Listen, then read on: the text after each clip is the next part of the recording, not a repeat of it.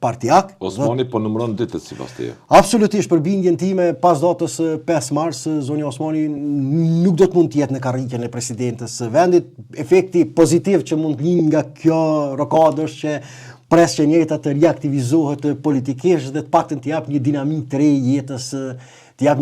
të re jetës opozitare për ta sfidu.